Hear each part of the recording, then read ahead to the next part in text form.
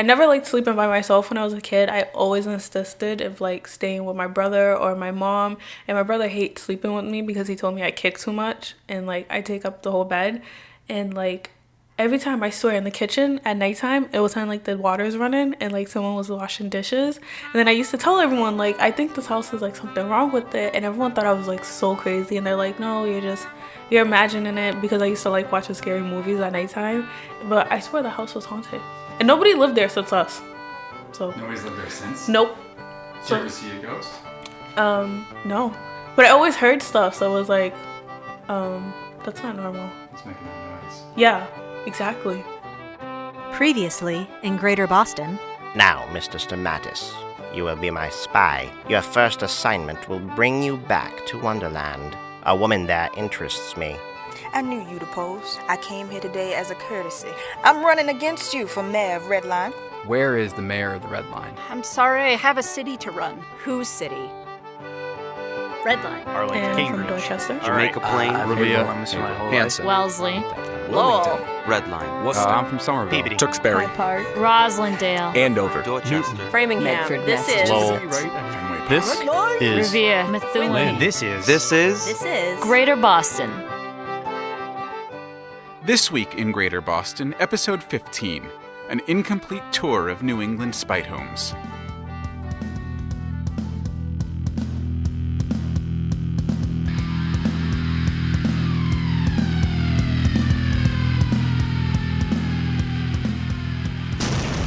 There's only one Wonderland! Wonderland is back and better than ever with rides and attractions that will push your nerves right out of your body. That's right, we have the Cyclone, the Water Wedgie, the Insurance Policy, Vertigo, Frenzy, and Topaz. But now, Wonderland packs even more wonder into your land. We've got robots! Our very own Wonderbot parade twice daily at noon and midnight. Grab a milkshake and a burger from our incredible WaiterBot service at our 50s retro diner, Wonder Meat, where every waiter and waitress doubles as your own private jukebox. You want more wonder? Of course you do! We've got cheese! Watch fresh bars of cheese naturally processed from cattle's robotic hands to your hungry mouths in our new Wonderbar Cheese Factory. Still dying for more? We've got tragic history! Have you ever wondered what it was like to live through the San Francisco fire? What? Of course you have! And now you can literally walk through the horrendous inferno at your own pace, risk-free. Watch lifelike human robot substitutes burn alive in a startling recreation based on the original Wonderland display, but updated with 100% more lifelike flame. And 100% more robots! You may have been to Wonderland, but you've never seen it like this. Remember, there's only one Wonderland! Wonderland stop on the Blue Line. Cloud City Entertainment is not responsible for any first, second, third, or fourth degree burns. As she sat down to talk with her lawyer, Emily Bespin calculated her financial losses. She'd prepared the perfect cost-benefit analysis before her and Ethan's investment, knowing full well they would initially lose money after buying and dramatically revamping Wonderland. But the profit margin was projected to increase steadily over time, so long as people came, enjoyed, spread good word of mouth. So long as people returned for more. 4,300,672. Woof, are we talking total losses? 4,600,793, actually. I'm going to kill Ethan. I heard nothing. Homicidal premeditation is a legal gray area with regards to client-lawyer confidentiality. Come back after, though, I'll munch an A-plus defense. Once Ethan sensed Emily's displeasure with their bloating Wonderland budget, he kept some of their financial decisions private. Hence, the discrepancy. She didn't know what to say to Ethan anymore. He spent most of his days hustling through Wonderland, endlessly tweaking his faulty robotics program. As if there was some way to make it all work, some code to program a shred of hope out of their financial losses or Wonderland's horrible reputation. I haven't talked to him in over a week. It was a week ago. Okay, if you're thinking divorce, that I can help you with. Get you the house, the money, the theme park, the robots, even his diploma if you want it. They'd been eating breakfast in the fake San Francisco apartment they'd been forced to move into after realizing they were too broke to afford their Back Bay condo. They'd literally moved into a burning facsimile of a conflagration, a revised attraction from the original Wonderland that Ethan had tirelessly researched and updated to tell the real story of the Great San Francisco Fire, using pyrotechnics and robotics to allow audiences to witness the disaster at their leisure.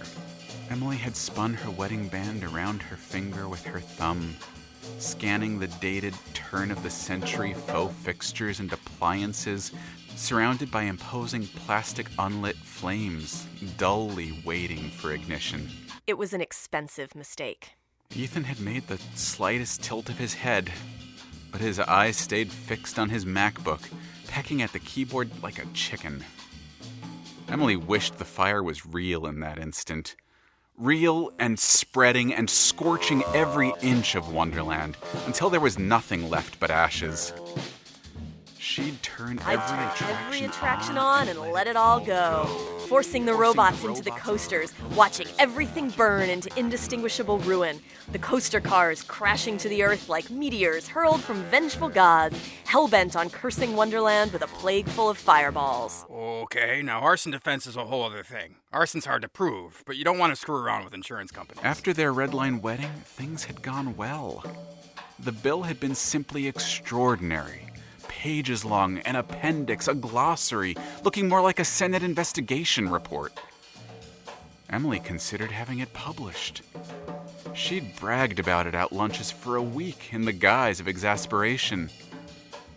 Of course her father had promised to pick up the tab, and he'd dutifully done so, albeit with minor grumbling. A week later, their wedding was paid in full.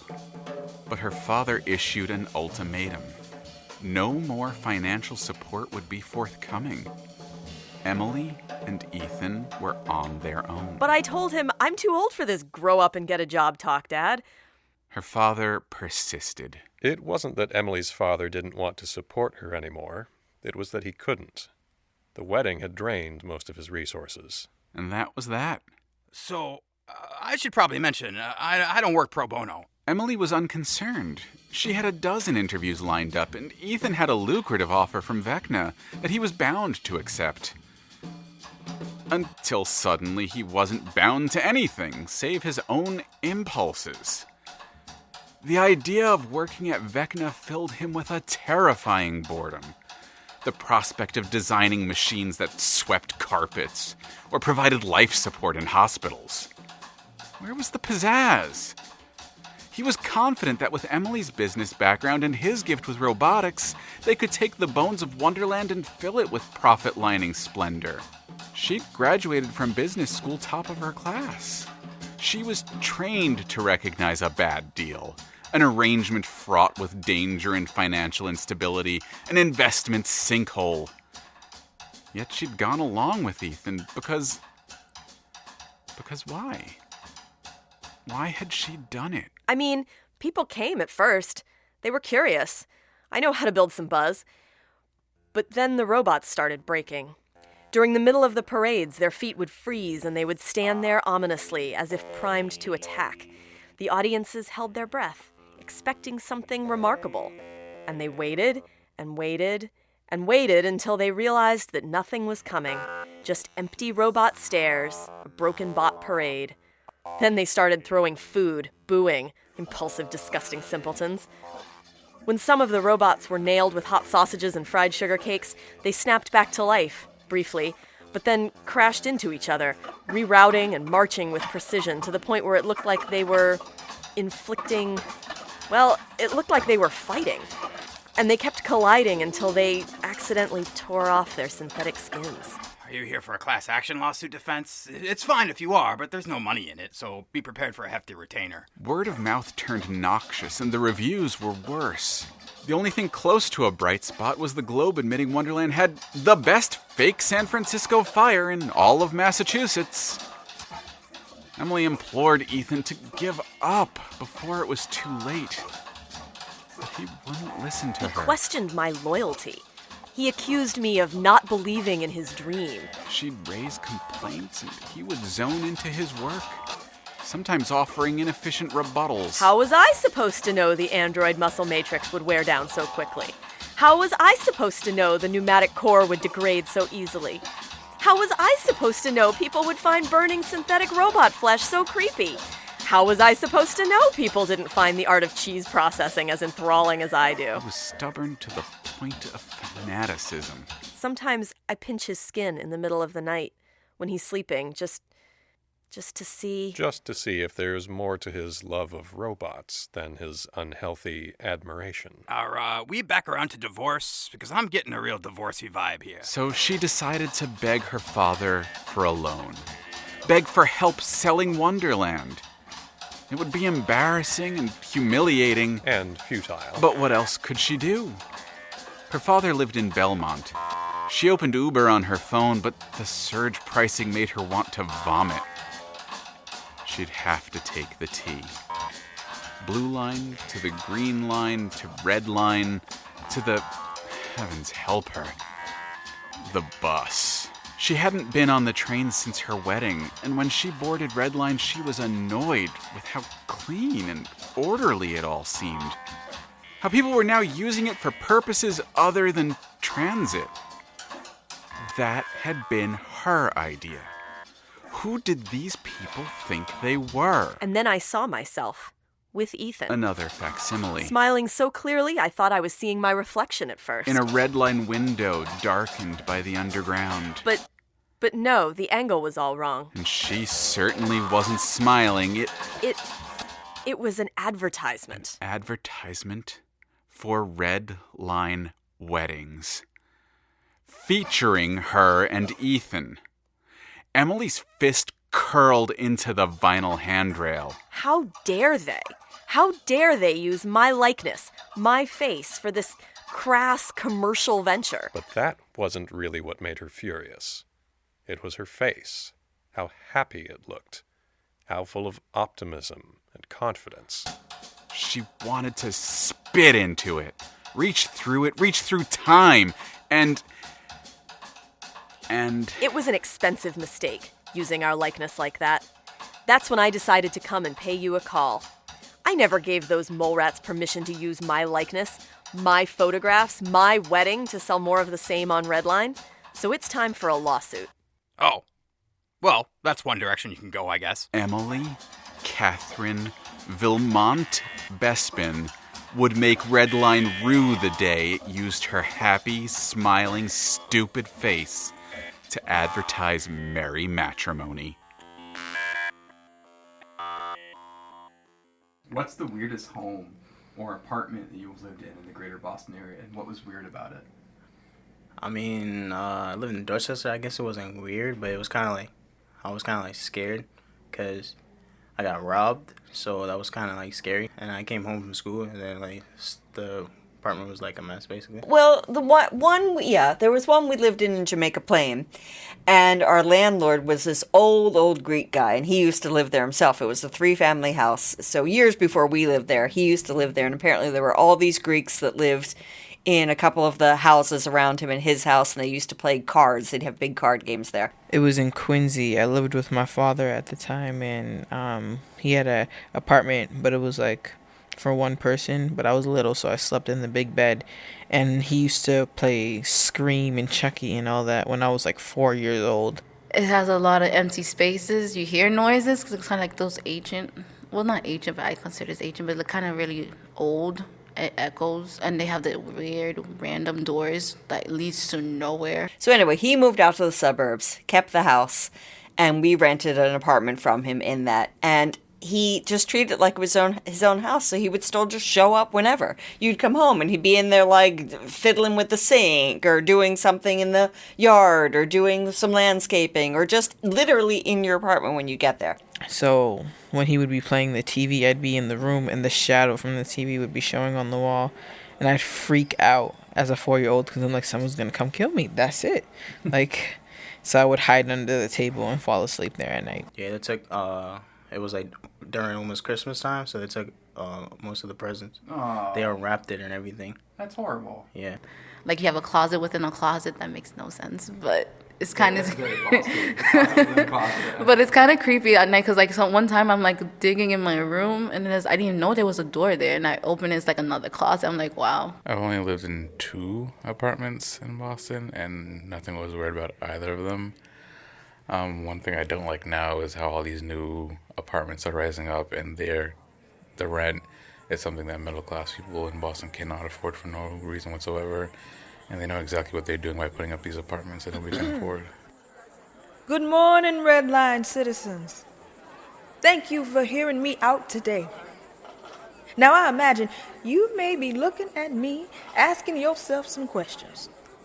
Who is this woman? Why'd she pick Salmon Station, our new prison, the location to make her big announcement?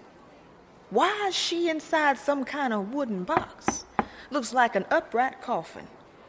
I mean, my goodness. Is this woman a vampire?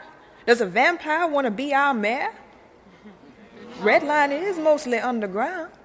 Maybe this woman being a vampire makes a little bit of sense. Let me start with this box. You all heard of Henry Box Brown. His first home was slavery. He was born a slave in the state of Virginia, 1816. But his most famous home was a box, no bigger than the one I'm standing in. See, Henry Box Brown got his nickname for shipping himself to freedom, courtesy of the Adams Express Company. Took 27 hours from Richmond to Philadelphia by wagon, rail, and steamship. After released, Brown sang a Bible song, serenading his new home, freedom. Now that's a nice story. But while Henry Brown stopped being a slave, he struggled to find real freedom here. The evil of slavery in this country extends beyond geography. The Underground Railroad ran right up to Canada. Slavery in the United States, it's a disease, a gruesome disease our nation contracted at birth. Oh, we've given it a few strong shots in the arm, some damn powerful vaccines. But this disease keeps right on mutating, coming on back in all sorts of odious ways, stubborn as a mean old billy goat. When my family moved from Georgia to Boston in 1968, I was barely alive. Hair older than an infant. My folks sold most of our things and crammed what was left into our car. Made it 15 miles before it broke down. Busted suspension from all the added weight. We became a family of boxcar bandits for a while. Guess you could say that was the first time I lived on a train. My mother made it real homey, too. Cradled me in a dresser drawer, stuffed with blankets along the inside. We opened our doors to all sorts of strangers, too. Suppose it isn't right to say we opened our doors. Wasn't our doors to begin with. Belonged to the locomotive company. But imagine some train-hopping old coot jumping smack dab into this cute little slice of domestic Southern hospitality. Poor sons of guns had cups of iced tea in their hands before they could ask what the hell was going on. My folks love strangers, love talking to people, helping them out. And when I bought my rail home on Red Line, I was proud to keep that tradition alive. We eventually settled with my uncle in Roxbury. My father drove a bus for the MBTA, used to run the 43, took him through all of Boston. He memorized every nook and cranny driving that route. And that's when he noticed the house he'd been saving to buy his whole life, tucked into a cute little corner of where Back Bay meets the South End. Small, but real homey and affordable. When my father went to apply for a loan, he was denied. Oh, he had the down payment, all the qualifications, good credit, filled out the forms, paid a lawyer to look them over. Those loan officers laughed in his face. Why don't you try a nice little place in Dorchester, they told him. Lots of your folks are settling down in Mattapan. Tried selling him homes in those areas with interest rates so high enough you could fall off of them, break your neck. But my father refused to be intimidated. Rather than real estate, he looked for land. Not much of it available. Even back then, Boston was beyond developed. But not much land anyone was willing to sell to my father. But he found a small spot in Southie, snatched it up, set out to build our home with his own two hands. That's the home I grew up in. That's the home I recently sold. I'm in the real estate business, by the way. I know that business better than anyone. That home I grew up in is 400 square feet, 10 feet long and just over 40 feet wide, barely any bigger than Henry Brown's box.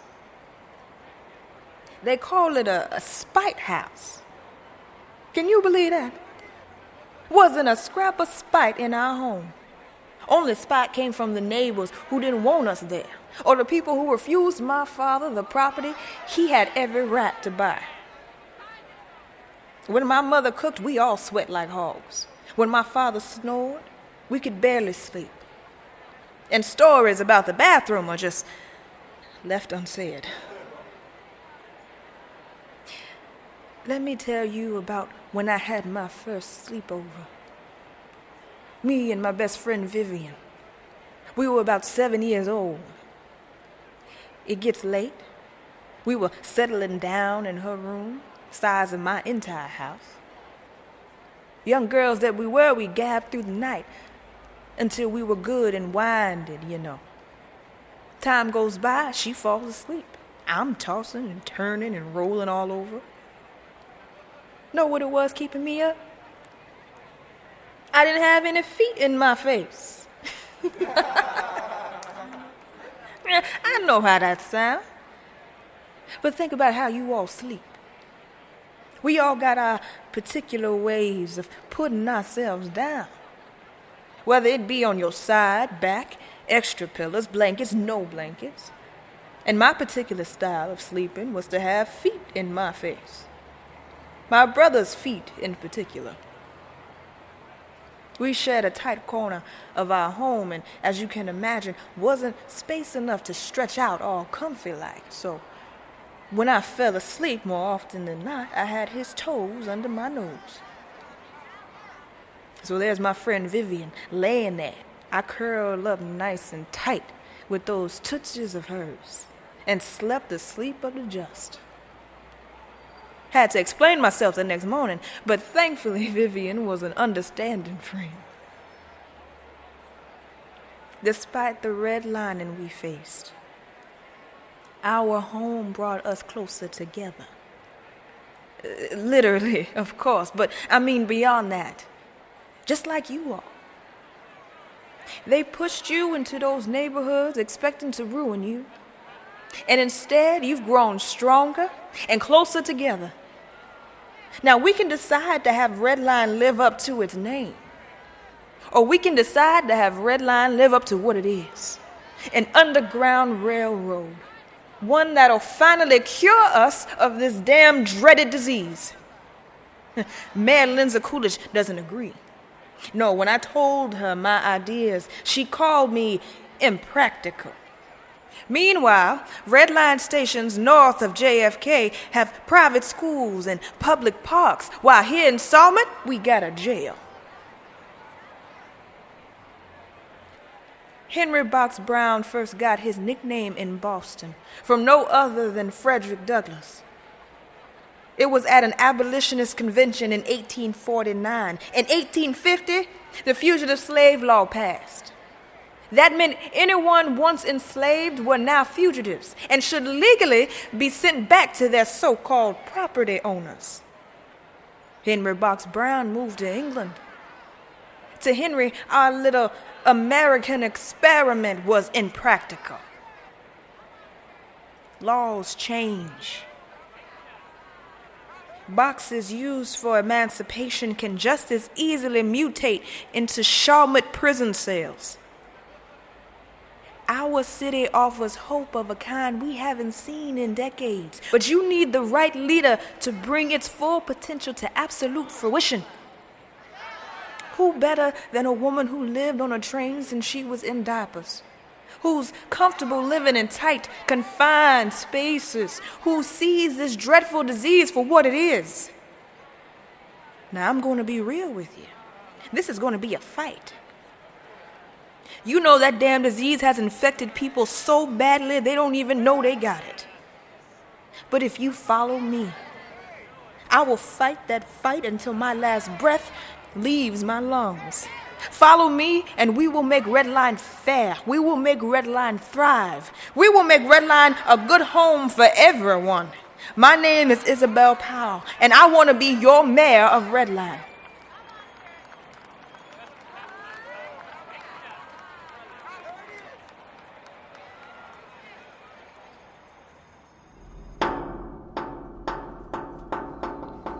Coming. You're wearing a baby. Yes, this is Monty. Is your name Rusty? What kind of a name is Monty? It's short for Montgomery. What kind of name is Rusty? My name's Russell, but I hate it. Nickname's been Rusty since high school. People tell me they think it fits my general disposition. Can't imagine why. Can I ask you a couple questions? Don't like solicitors. I don't want my name on any lists. It's not like that. I work with the RLPD, overseeing some specific cases. I've talked to a few people, and I heard you may have seen someone who's gone missing. Here's his picture. Any information you have would be greatly appreciated. Looking for this fella? Yeah.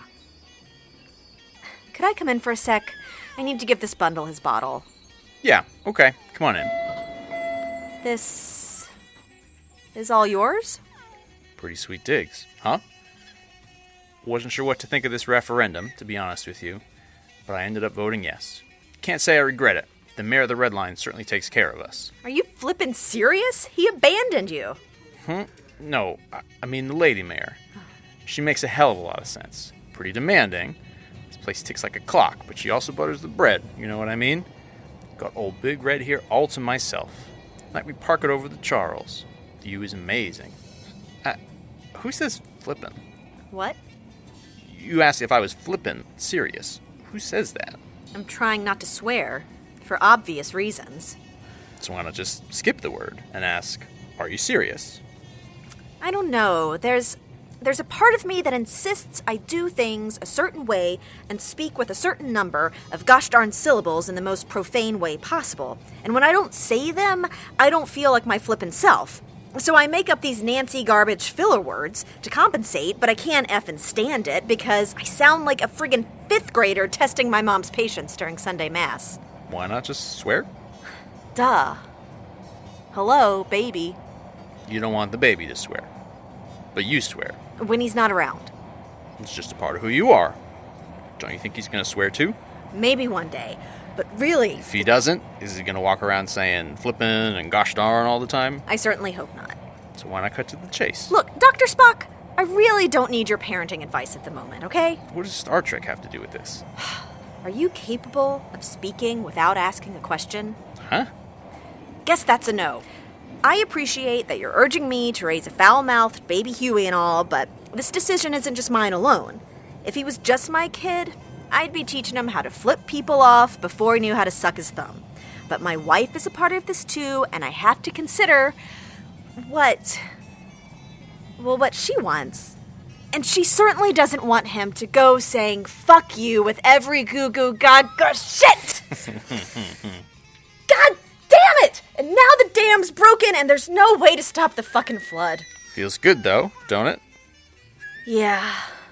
Like the smell of cigarettes, long after you quit. You never really quit, you know.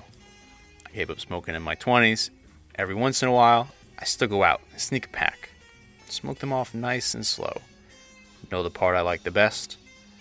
When it's late, in bed, falling asleep, I realize I got that nicotine smell on my fingers. There's just something about it.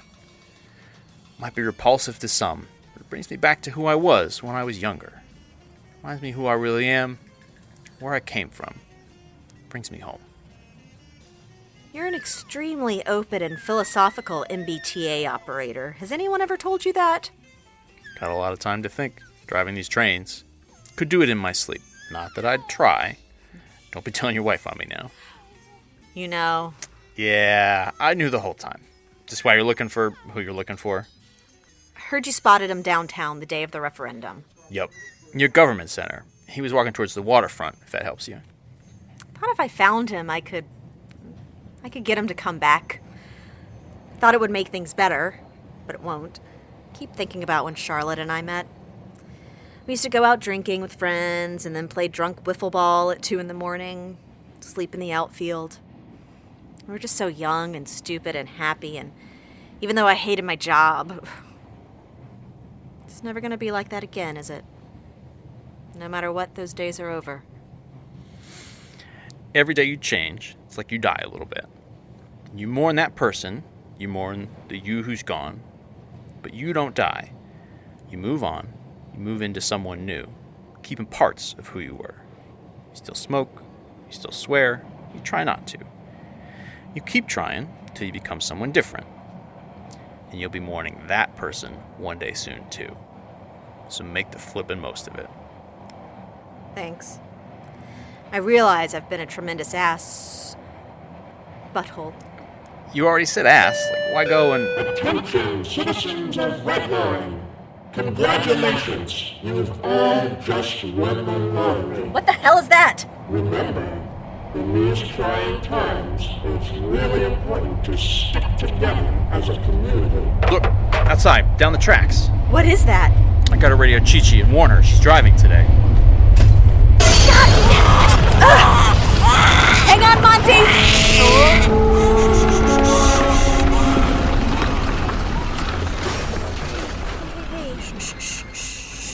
You two okay? What the hell was it? What's with that smell? It's a huge container of molasses. We didn't have time to stop before the collision. The whole train stuck like a pogo stick in quicksand. We need to get to Charlotte. We need to go home. We ain't going nowhere for quite some time. They'll send a rescue car, but from what I'm hearing, it's going to back up to service something fierce. We've got to get people out of here. There could be something else coming. I don't like the idea of sticking around. Can I make an announcement? Be my guest. Attention Redline residents and commuters. This is Gemma Linzer-Coolidge. I can't tell you exactly what happened, but whatever it is, I'm not going to stand for it. If you want to get off this train, if you want to get to the surface as soon as possible, meet me in the head car. We'll traverse the train together, and I'll lead you to the next stop on foot. If you'd rather stay here, well, I think you're nuts, but suit yourself. Coming? Someone's got to meet the rescue car. Thanks. Good luck out there. This seemed like a much better idea before my toes were stuck together, Monty.